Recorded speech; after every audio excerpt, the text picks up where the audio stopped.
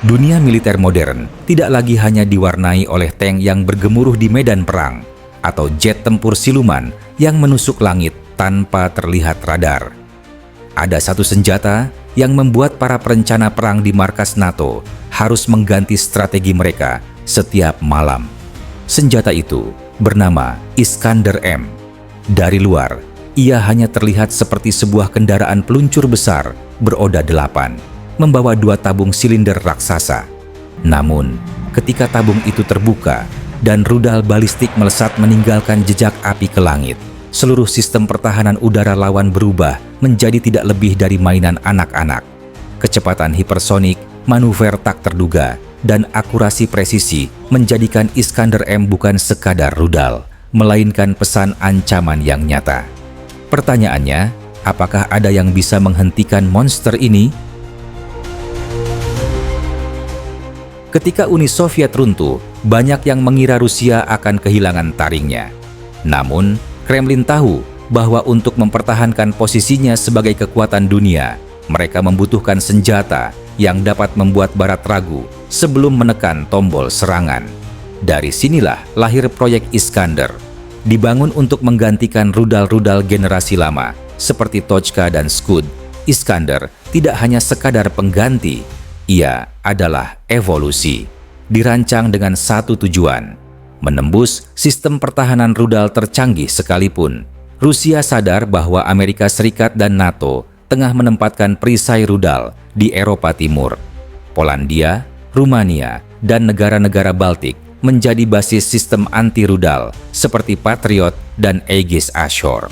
Namun, apa gunanya perisai jika panah yang ditembakkan melesat begitu cepat dan meliuk-liuk sehingga mustahil untuk dicegat? Inilah pertanyaan yang coba dijawab Iskander, dan inilah ketakutan yang terus membayangi NATO hingga hari ini.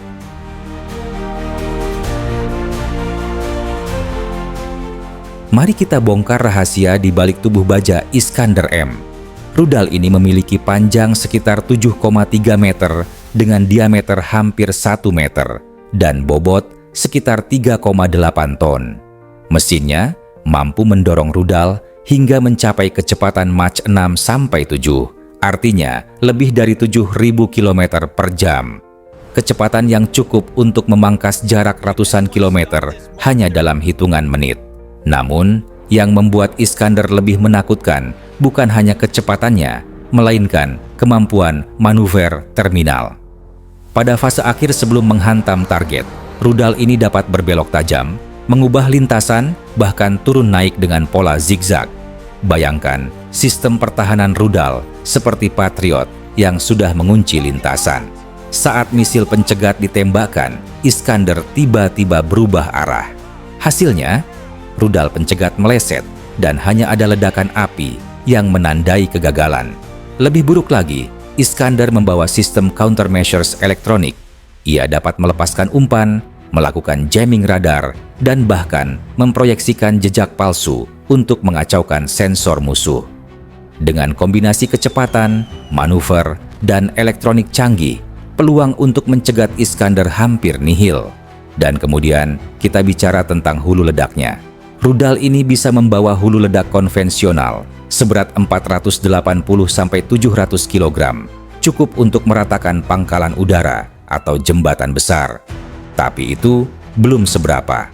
Versi nuklir taktisnya bisa membawa daya ledak antara 10 hingga 50 kiloton, cukup untuk menghapus satu kota kecil dari peta dalam sekejap. Pertanyaan menegangkan pun muncul. Jika sebuah kota NATO bisa dihancurkan hanya dengan satu rudal Iskander, bagaimana jika Rusia meluncurkan puluhan sekaligus?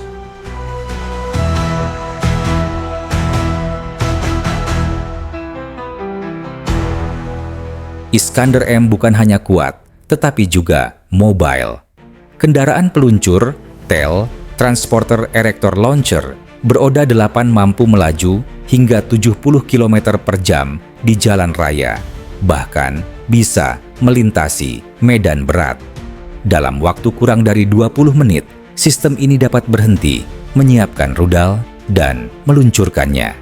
Begitu selesai menembak, kendaraan langsung pindah lokasi, meninggalkan bekas asap di belakangnya. Ini membuat Iskander sangat sulit dideteksi dan dihancurkan sebelum menembakkan rudalnya.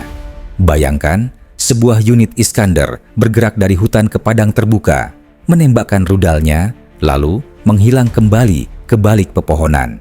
Saat NATO meluncurkan drone pengintai untuk mencari, kendaraan itu sudah puluhan kilometer jauhnya. Inilah yang disebut sebagai shoot and scoot, tembak lalu kabur. Dengan taktik ini, bahkan jika NATO mengetahui ada unit Iskander di suatu area, mereka hampir mustahil untuk menangkapnya tepat waktu.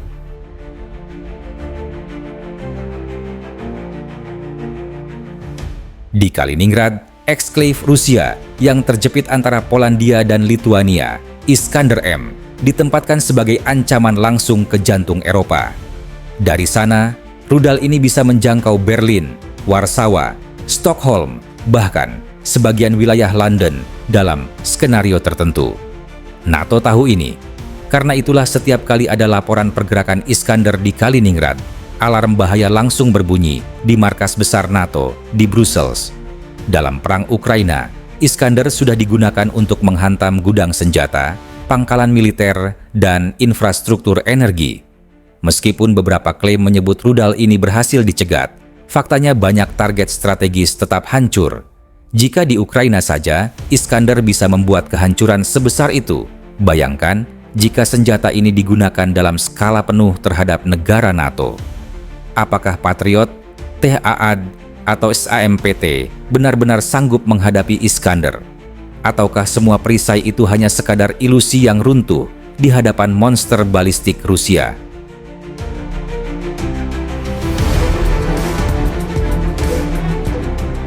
Bayangkan sebuah malam dingin di Eropa Timur. NATO mendeteksi pergerakan besar-besaran pasukan Rusia di perbatasan.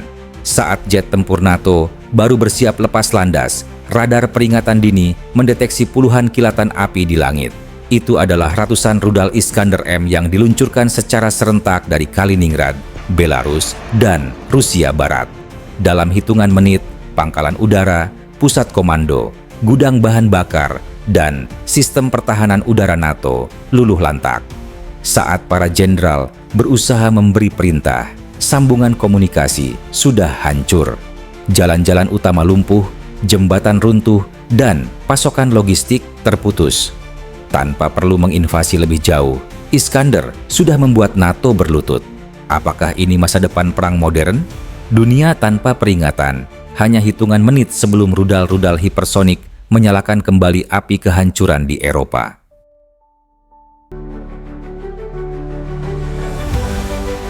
Konten ini dibuat semata-mata untuk tujuan edukasi dan informasi.